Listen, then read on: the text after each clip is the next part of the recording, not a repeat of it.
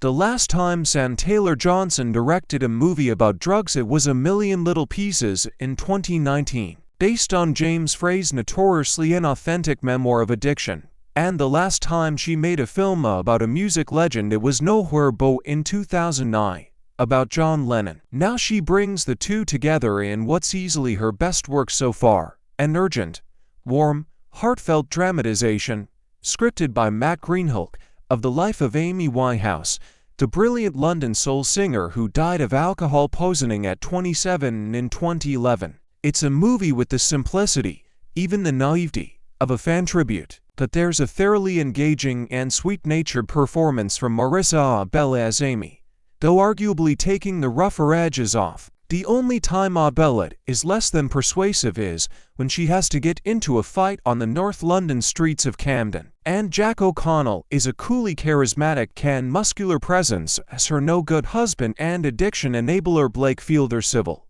O'Connell can't help being a smart, capable screen presence and makes Blake a lot more sympathetic and less rodenty than he appeared in real life. And yet part of the reasonable point of the film is that he was a human being, afraid that Amy would leave him for another celebrity, and that media images are misleading. There's a lovely, if faintly sucrose scene, in which the already boozed-up Blake first meets Amy in the Good Mixer pub in Camden Town, already famous for its association with 90s cool Britannia and Blur.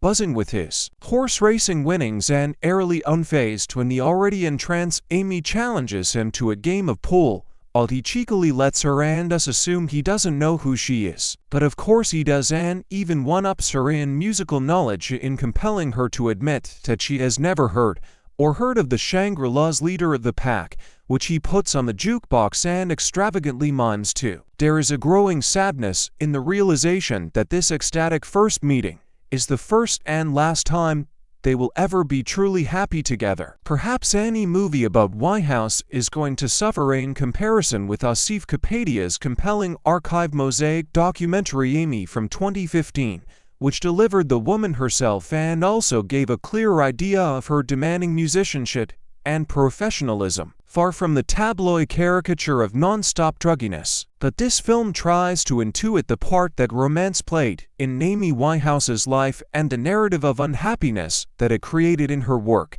a poisonous wellspring of inspiration. And Taylor Johnson's film is also much more sympathetic to Winehouse's father Mitch, the cab driver estranged from Amy's mother who came back into her life to help manage her career and famously counseled against her going to rehab. Mitch comes across better here because he's played with bullish charm and schmaltz by Eddie Marsan.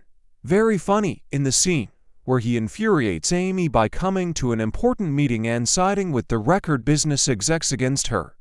I actually wonder if an equally good film called Mitch could be made simply about that lonely, complex figure. Back to Black is essentially a gentle, forgiving film, and there are other, tougher, bleaker ways to put Winehouse's life on screen, but Abela conveys her tenderness, and perhaps most poignantly of all her youth, so tellingly odds with that tough image and eerily mature voice.